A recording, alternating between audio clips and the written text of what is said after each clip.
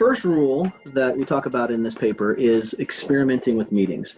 So the problem is, like the picture shows here, humans tend to gravitate towards their bad habits, the dog returning to its vomit, as it were. And so the issue is when people try new things, they often try them a little bit, but they don't actually stick. They don't stick to their changes that they've made, even though they may know that they're an effective way to go. And so so for example, I worked with a financial organization working with their financial teams, and was there. I shared various insights, a few different ideas on things that they could change. For example, I encouraged them to start their meetings on time instead of starting them a little bit late, or even starting them a little early. Have a set time and stick to it, right?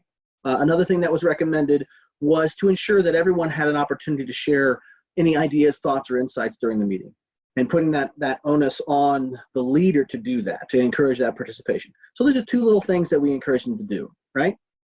Well, the problem that happened was they did that for 2 or 3 meetings, right?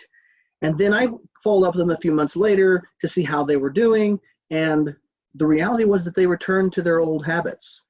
They didn't stick to the changes that they were encouraged to make. And so that's the issue here, is that once you make a change, will you stick to it long enough to actually enjoy the benefits from that? And this group did not, and unfortunately, they continue to have meetings that are not as good as they would like, or that they could be. So what does the science say about this? Well, one of the things that I tend to do in my science, I'd like to try new things. I like to experiment, both with the best practices and also with things that maybe have never been tested before, right? So a couple examples would be, we studied lateness, for example, and we brought people into the lab, and we had them either have a meeting that started on time, have a meeting that started a little bit late, or have a meeting that started really late, right? Just to see what this would do to people. And we really found that people who chose to have it on time had more effective meetings in so many ways.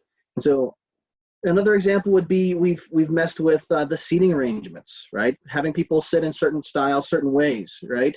And so instead of having them sitting around at a table like you see in the picture here, we'd have them sit in a line with the leader sitting in front of them, almost like a teacher or student style type of approach, and to see how that affected things. And what we found is that there are definitely some best practices, right? But it differs from group to group as to whether trying this or trying that is going to make the difference that you want it to make. And so the science would suggest the key is to try some new things, to try some novel things, to allow your group or team to try a best practice and stick to it. And if you do that, then you're likely to see lasting change.